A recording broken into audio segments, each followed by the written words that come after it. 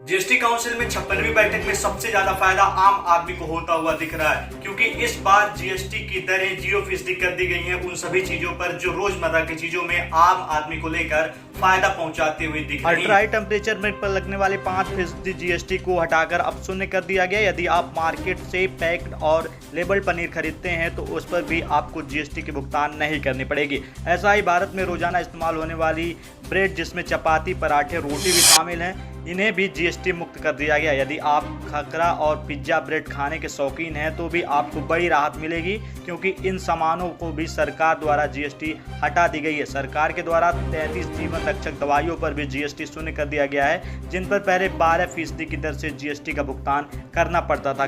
शिक्षा को बढ़ावा देने और शिक्षा का खर्च कम करने के लिए भी सरकार के द्वारा बड़े ऐलान किए गए हैं, जिसमें नोटबुक, ग्राफ बुक और एक्साइज बुक पर 12% का जीएसटी देना पड़ता था, लेकिन अब इन वस्तुओं पर भी जीएसटी की दर शून्य कर दी गई है। The GST with a great ease. So we have corrected inverted duty structure problems.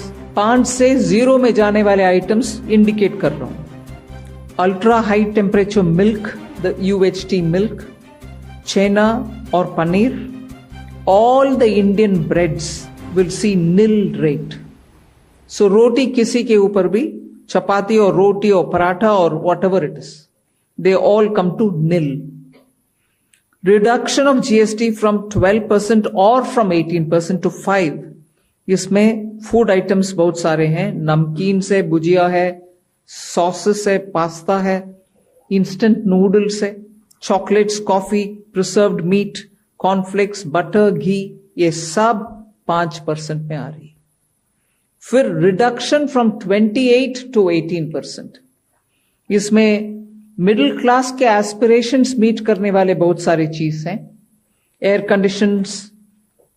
Conditioning machines, TVs which are over 32 inches, all TVs now at 18%. ये I want to underline, all TVs are now at 18%. Dishwashing machines, small cars, motorcycles equal to or less than 350 cc are all now coming to 18.